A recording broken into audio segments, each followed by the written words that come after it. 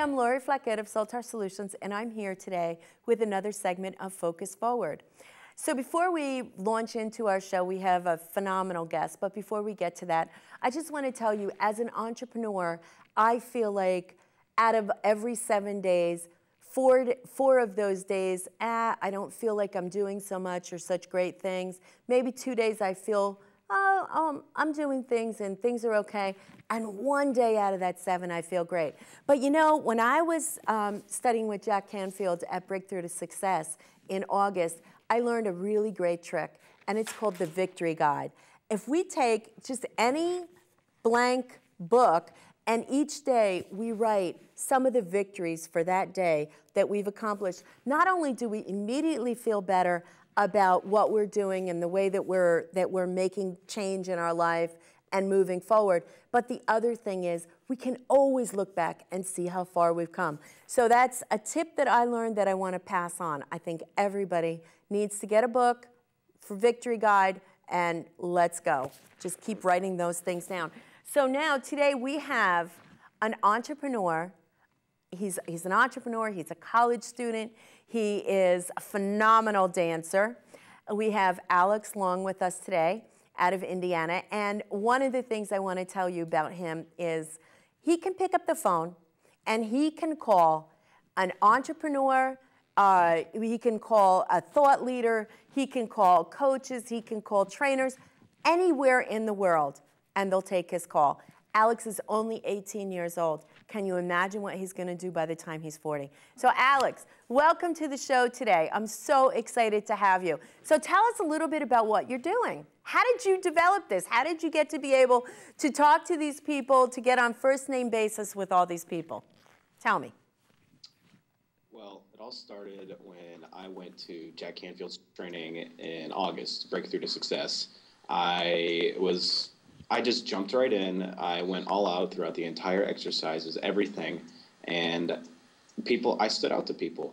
I was very passionate about what I was doing. When there were people in the very beginning who they were clapping and stuff, they were dancing. So I danced with them and people noticed and I stood out. I started a lot of conversations with people, just trying to get to know people. And that sparked a lot of interest among people. And not a lot of 18-year-olds go up to, successful CEOs and, just say, hey, how you doing? My name's Alex. What do you do? Wow, that's great. So, and you were really, it's true, you were really full out. Everybody knew you in the room of like 180 people. Everybody knew who Alex was. Alex was like the first one up there to dance. He was the first one to be raising his hand and talking and sharing and also encouraging other people. So that was something that I found really interesting about you, that right away. So let me ask you, how were you able to just right away get in there and do that? Like what prepared you to be like that? I have to say I prepared myself. One of Jack's principles is to take everything, the success of your wildest dreams is just outside your comfort zone. So I realized when something feels kind of uncomfortable, I might as well just do it, because you never know if that's going to be a huge success or not. And when it came to just, speaking in front of a large crowd, I was like, well, you know what? If they judge me for it, oh well. I need to get what I need to get out of the seminar. So I went and did it. Wow, that's great. So tell me a little bit about what you do with your life coaching. As of right now, I am sort of a residential life coach for Goshen College. I have 2, 3, 4 people who come to me on a regular basis asking for coaching advice, life advice, anything from schoolwork to relationships to money and any of the 7 areas of their life. And I tie in the success principles in any way that I can. So you're basing your coaching actually on the success principles? Is that what I'm hearing? Yes, I am. I am basing my coaching off of the success principles. You are hearing correctly. I got accepted into Jack Canfield's Train the Trainer program, which only 100 people worldwide get accepted into, and I am the youngest ever to be accepted into his program at 18 years old. That is phenomenal. That is absolutely phenomenal. I think that's great. So what kind of got you involved with Jack Canfield and his trainings to begin with? My mom, I have to thank my mom for that. She took Breakthrough to Success last year, along with my stepdad, and then continued to do Train the Trainer over the next year. And then as I graduated high school, she said, Alex, I really think you could benefit from this. I really hope you come with me this year, because she assisted this year. And it was amazing. I wanted more. I immediately applied for Train the Trainer. During a meditation, I realized that this was my life purpose, was to go and spread this work, help other people. And that's always something I've wanted to do, is to help a lot of people. And this is a phenomenal way to do so.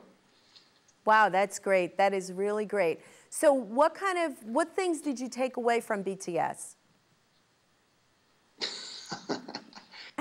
I took away so much from BTS. Probably the most important things I took away from BTS were take total control of your life, and know that everything that has happened to you and everything that ever will happen to you is a result of your thoughts, actions. I either created, allowed, or promoted a situation to happen. And that has changed how I have taken what other people do and how I feel about it. I've decided to choose not to feel upset about other people's actions or words, especially when it comes to sometimes people don't like me or they're upset with me and they call me names. And I'm just like, just because they call me that name doesn't make me a name. I also know that they're upset and they're just saying things to hurt me, and they'll probably come later and apologize. I mean, that has helped me so much over just the past 4 or 6 months, however long it's been. I can't keep track anymore. I'm getting old. Yeah, I'm getting old. Okay, so Probably I'm sorry. I just want to make sure that we do not bury that really vital point. So the vital point that Alex just made was to take responsibility for everything in your life. I want to make sure that everybody heard that, because that is a very, very important point. That's like the basis of everything. So, so Alex, that's great. What else did you learn from BTS? I'm putting you on the spot. Let's see here. The next most important thing I probably learned was ask for anything and everything that you want, not necessarily to other people, but also to the universe. I actually made a universe catalog of things that I've ordered, like the next breakdancing move I want to get, when I want to have a workshop by. Like, oh, I want a workshop by this time at this date in this place. So I've put that on there, and I'm actually in the process of getting it. I am having meetings to host a workshop at Goshen College in April. And another aspect of asking other people for what you want. I asked Papa John's to deliver a pizza to me after they were closed, and I got it. And it was awesome. It tasted a lot better, didn't it? Oh, yeah. Okay, so when you say that you have a catalog, do you have the catalog handy that you can show us? I do not. I didn't even think of it. I left it at Goshen College. It's basically just a piece of college ruled notebook paper, right here, and I just wrote universe order catalog and then all the things that I wanted. Wow, that's great. And so you look at that catalog periodically? Yes, it's right on my desk, and every time I sit down at my desk, I look at it, and I know that these things are coming to me in one form or another. So, Alex, let's just be honest. Isn't that a waste of time? No, I don't think it's a waste of time. I took about 5 minutes, and part of the book The Secret by Rhonda Bynes is knowing that things is first you ask the universe for things that you want. The next is to know that they are coming to you. And the third is to believe that you have it already. And when you take these 3 things and you activate them and you implement them every day, especially through the process of visualization, you get to that state of feeling good and you send out a higher vibration of having what you want, and the universe will work its way around you to get you what you want. Okay, so do you have any examples of that actually working? I mean, really, honestly. Yes, actually, I do. Specifically with my breakdancing, there is a move called windmills. This was actually before I went to BTS. My mom told me to visualize having this move done, visualize it through my own eyes as if I had already done it, to feel everything that I was feeling, not just physically, but emotionally as well. You know, the joy of having mastered this move. And at first I was like, all right, whatever, because it did sound like a waste of time. But I tried it, and within the first 2 weeks, my progress accelerated. And I had no idea where it was coming from. I just had this idea of, oh, maybe if I try this, you know, this with my legs instead of this. And these ideas were working. I had no idea where this inspiration or these ideas were coming from. I just knew that they were there. And now I know that it was the universe giving me the answers I was looking for. That's fascinating. You know, I use visualization myself, and the beginning of the year, in January 2012, I decided to really step that up. And I have seen a huge difference in my life because of that. I went to Maui with Jack Canfield, and then I did BTS, and I've done and advanced as well. And I did so many things that I never even would have, that I didn't even really know about in December 2011. I set my goals in 2012, and I've been able to achieve so much. So a visualization is a very important part of our life, not only as an entrepreneur, but also just our personal life as well. So can you explain to us exactly how you do that? How I visualize? Yeah, Yes. how do you visualize? What's the technique you use? The technique I use is looking at things through my own eyes. When I first tried it, it was as if I was watching myself do things, which doesn't work. It's not the same feeling. When you visualize through your own eyes, you get a much more powerful sense of, this is happening, I am doing it. And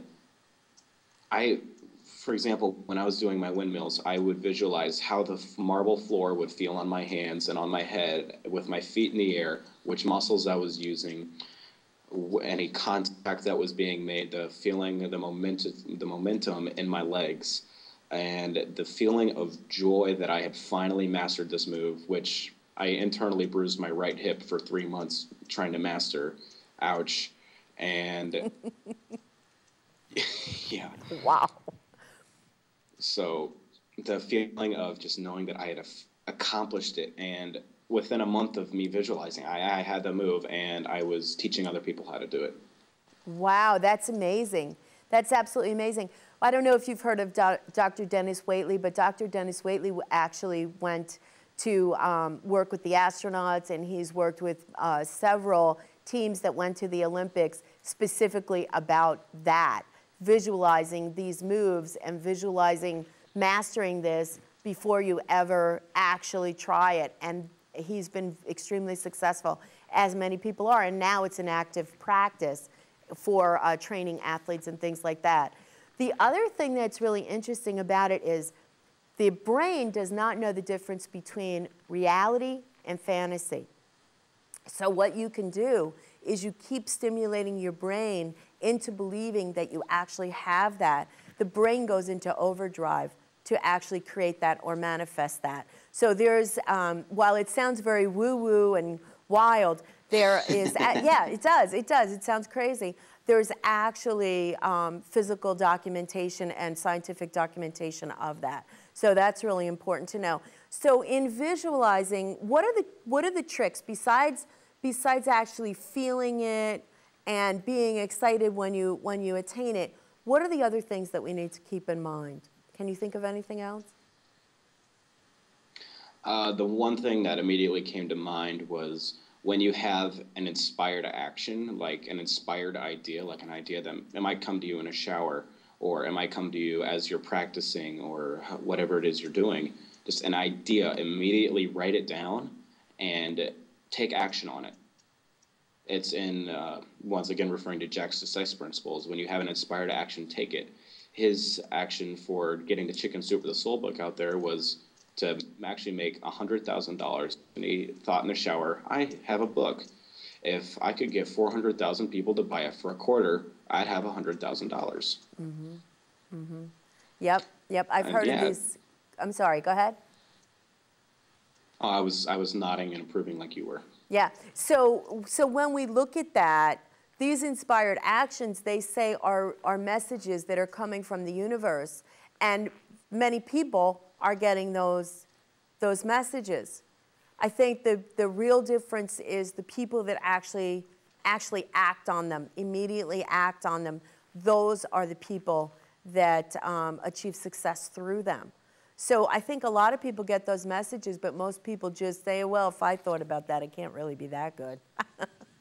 And they don't do anything, right? Have you seen it? They don't do anything with it, you know? Or people say, oh, right? that was my idea. I thought about that. Well, what did you do with it? Well, nothing really. I was just thinking maybe that wasn't that great of an idea, and now somebody's made millions of dollars on it. So, Alex, tell us first of all, what are you studying? Are you a freshman? I am a freshman this year. I was studying American Sign Language interpretation. However, I changed my major to psychology to help get a stronger foundation for my life coaching. That's great. That's great. And what do you think of college? Are you loving it? Oh, of course, I'm loving college life. I mean, you're free. You get to do what you want when you want. You don't have a bedtime. I mean, hell, my mom still tries to get me to come home at 11 at night, but that doesn't happen. So I do very much enjoy college, and I am learning a lot about myself and how I handle certain situations. There are certain pressures out there that I have not been succumbing to, knowing that I can say no and just walk away, which I am very proud of myself for doing so.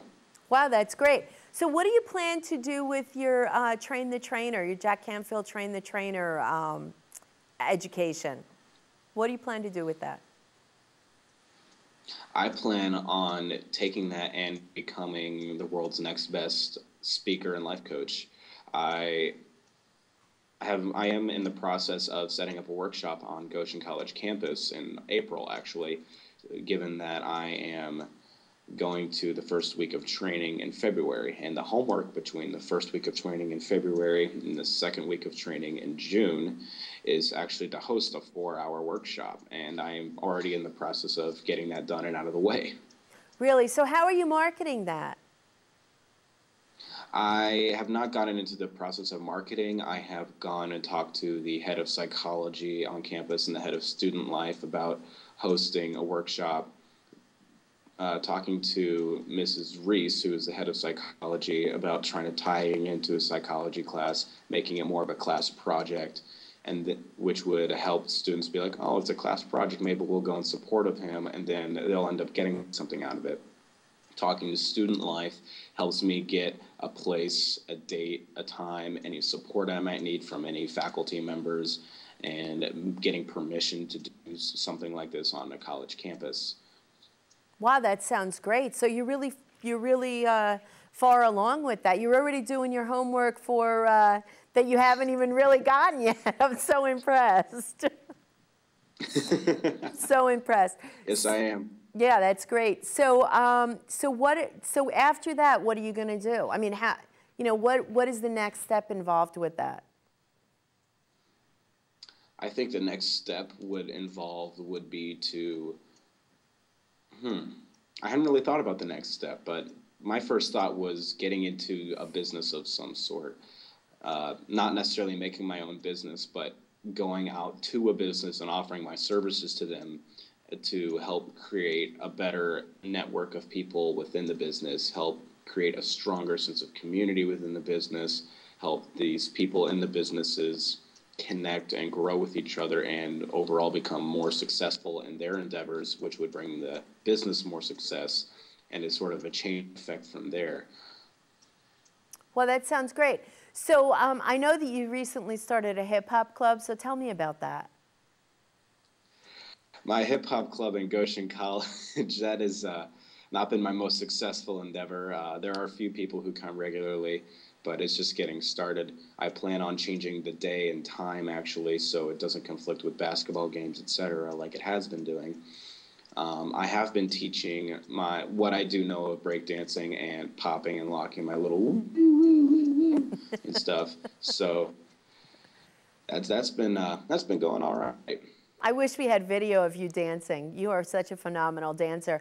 So when you talked about your hip hop club, at, I believe it was at Advanced, Jack gave you some advice for your hip hop club. Do you remember what that was?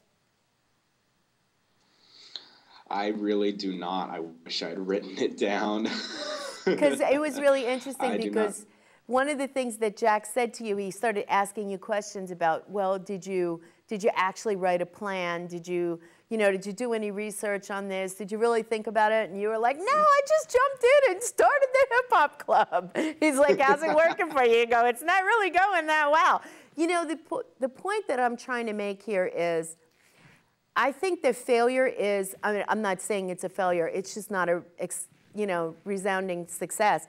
But I think that failure is very important for people, especially for entrepreneurs. I think failure teaches us what we've done wrong, what we can do differently, and how we can adjust things so we can have success.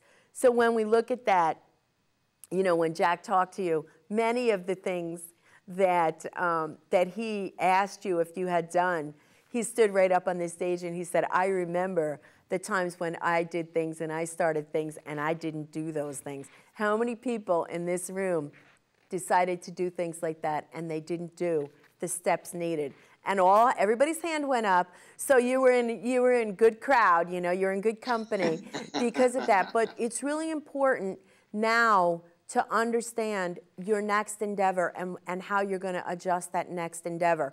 So right now when you're talking about your class, what are the steps that you're going through to actually make that class, work, make it a huge success? I have been talking to people who did come once or twice and then have not come back. I was like, well, what can I do to make this better for you? Mm-hmm. And something that they mentioned was the night is not very convenient. I was holding it on a Tuesday night, 7:15 to 8:15 or 8:30, however, if I felt like the class needed to be ended early or later, whatever.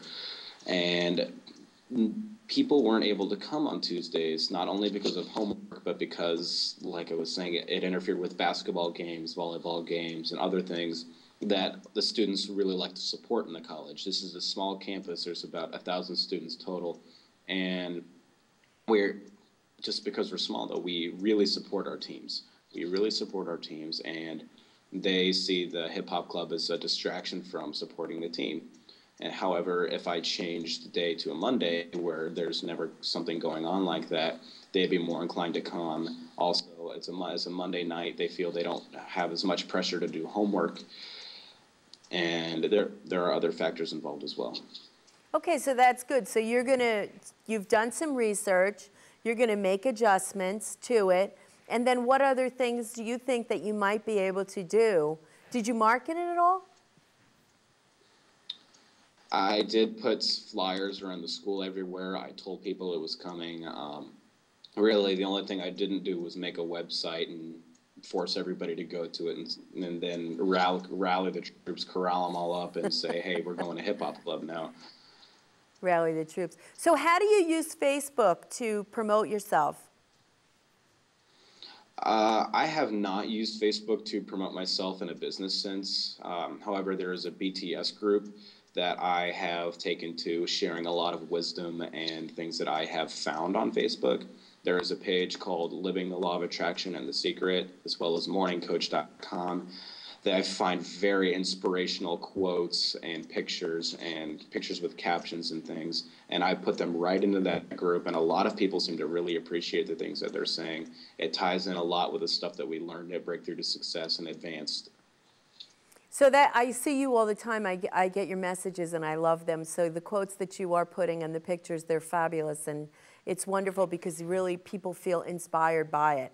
So what other things, if anything, are you doing to keep track of or keep in touch with this international group that you have become friends with?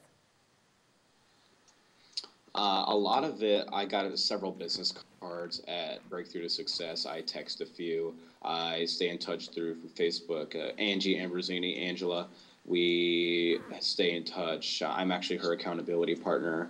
I am staying in touch with Romeo Marquez Jr. I asked him to be my mentor, but he doesn't have the time for that. But he said if I ever have any questions, I can Facebook message him, text him. actually plan on going to one of his trainings called Captivate Your Crowd to learn how to be the best speaker you can possibly be. And that is a way I plan on keeping in touch with Romeo and Sean Smith, who I'm going through his NLP training in February. Fabulous. Wow, you're really seizing the moment. So we're almost out of time, but one of the things that I wanted to do is to ask you, what 3 things would you recommend? What 3 tips would you give to young entrepreneurs out there? The first and foremost is ask.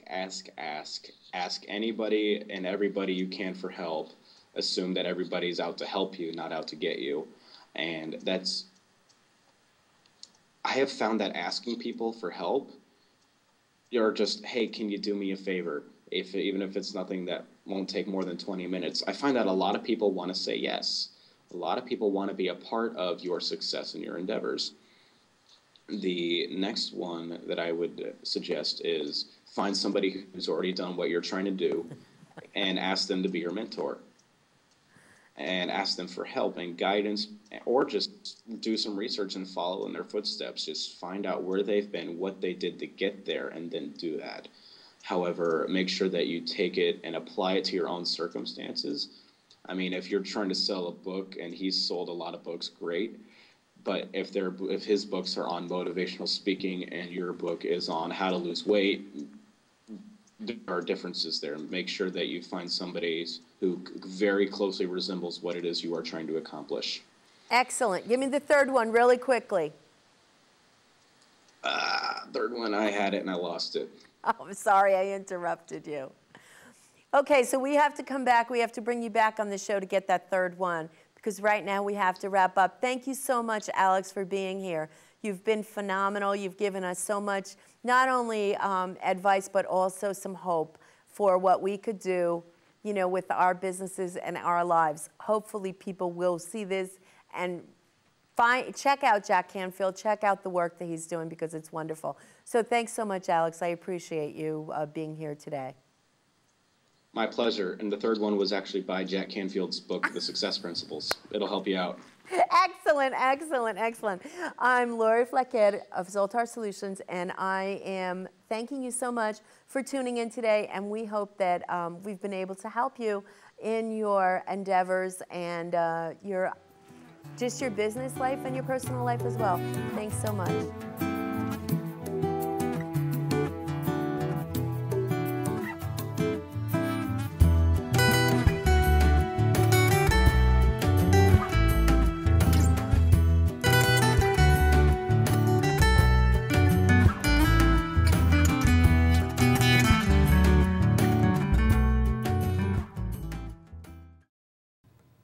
Hey, I am Robert Dempsey with this week's Tip from the Net, and today I want to give you a little email marketing 101. So just some kind of basic ground rules here. Number 1, you want to use an email marketing provider, like an email marketing software provider. So there's a bunch out there: MailChimp, Aweber, Constant Contact. There's a lot of them out there, but don't just send people email from, say, Outlook or your mail app on your Mac. Just use an email marketing software provider for sure. You're more likely to get your emails actually delivered. So that's number 1. Number 2, you're going to want to also create 2 pages on your website. Number 1 is an email confirmation page. So after the person signs up for your email list, they get redirected to a page that says, hey, thanks for signing up. Just so it lets you know you will be receiving a confirmation email in your email, ironically enough, and you have to click on that link to actually get the content that you have requested. So once the person then confirms by clicking that link, you want to have a thank you page set up. Now we'll get into thank you pages and how those work on another Tips from the Net, but rest assured you need to have both an email confirmation page and a thank you page. Now, the next step is you create an opt-in form, right? They need to have some way of actually giving you their email address. So put it on your website, put it in the sidebar, on your blog, put it smack on the homepage if you really want to, but definitely on the sidebar on your blog and below the post content. Now, You then have to promote the fact that you have this email list available. And then finally, always the key, you have to provide value to your subscribers. If you're just emailing people, like trying to hammer away at them with sales offer after sales offer, they're gonna hate you, they're gonna unsubscribe, they're gonna mark you as spam. So do not do that. Keep providing valuable content to these folks. So that is Email Marketing 101 for you. I'm Robert Dempsey, and I will see you with the next Tips from the Net.